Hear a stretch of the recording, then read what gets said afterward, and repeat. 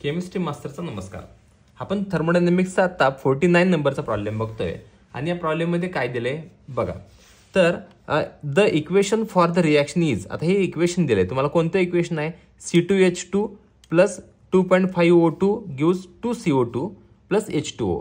ही reaction आहे आपल्या समोर आणि या रिएक्शनचा जो एन्थॅल्पी चेंज दिलाय तो दिलाय बघा. हा किती दिलाय? Delta H is equals to -1299.5 kilo joule दिलाय ॲट 298 केल्विन टेम्परेचर. म्हणजे या रिएक्शनचा एन्थॅल्पी चेंज त्यांनी तुम्हाला दिलाय.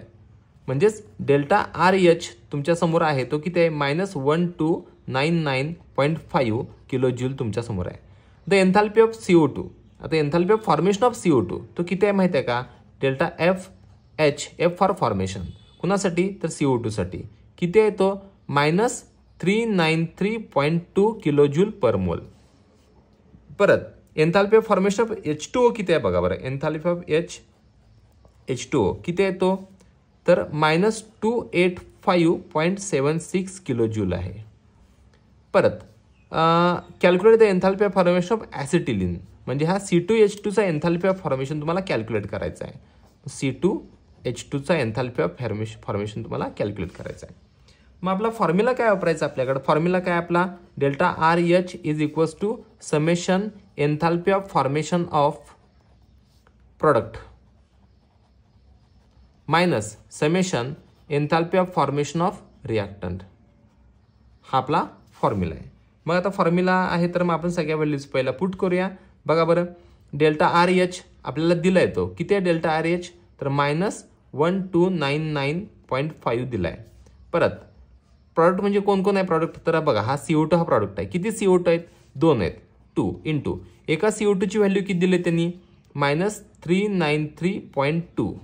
परत समेशन म्हणजे प्लस आला. अजून प्रॉडक्टमध्ये कोण आहे बघा बरं. हा H2O एकच आहे. मग एकच H2O आहे म्हटल्यानंतर -285.76 हा एकच घेतला. परत हा मायनस साईन इथं आला. आता रिॲक्टंटच्या बाबतीत जायचा. तर रिॲक्टंटला कोण आहे बघा बरं. तर रिॲक्टंटला आहे हा C2H2 आणि याचीच एन्थॅल्पी ऑफ फॉर्मेशन कॅल्क्युलेट करायचं आहे. एन्थॅल्पी ऑफ फॉर्मेशन कुणाचा? C2H2चा हा कॅल्क्युलेट करायचा आपल्याला. आता प्लस अजून कोण आहे बघा बरं. ऑक्सिजन आहे. तो ऑक्सिजन किती आहे? 2.5 इंटू काय? 0. तो हाय काय नाही काय फरक पडणार नाही आपल्याला, कारण 2.5 ने 0 मल्टिप्लाय केलं ते 0 येणार आहे. मग आता हा इक्वेशन सॉल्व्ह करायचं आहे आणि हे जे मी मार्क करतोय ना हे बघा, ही व्हॅल्यू तुम्हाला कॅल्क्युलेट करायची आहे.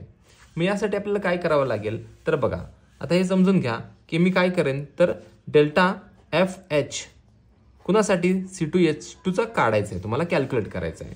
तर हे कॅल्क्युलेट करायचं असेल तर बघा बरं, हा इकडून मायनस आहे, इकडे आल्यानंतर काय होईल? प्लस होईल. आणि हा प्लस झाल्यानंतर मग बघा हा इकडून इकडे आला प्लस झाला, हा इकडून मायनस वाला इकडे गेल्यानंतर काय होतोय? प्लस होते. म्हणजे हा मायनस बघा बरं प्लस झाला, प्लस 1299.5 झाला हा प्लस.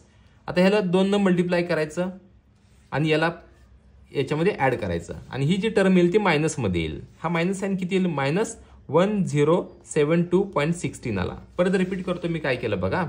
हा मायनस आहे का? हा मायनस इकडे गेल्यानंतर काय झाला? प्लस झाला. हा मायनस इकडे आल्यानंतर काय झाला? प्लस झाला. आणि हे बघा हे मायनस आणि हे मायनस ह्या दोघांची सम केली तर एवढी आली. 2 न मल्टिप्लाय केल्यानंतर सम करायची, एवढी आली. मग आता मी काय करतोय? Delta FH is equals to C2H2 is equals to, ह्याचा आन्सर काय? याच्यातून हे मायनस केला तर आन्सर येतोय 227.34 किलो जूल. हे आन्सर आला C2H2 साठी. थँक्यू.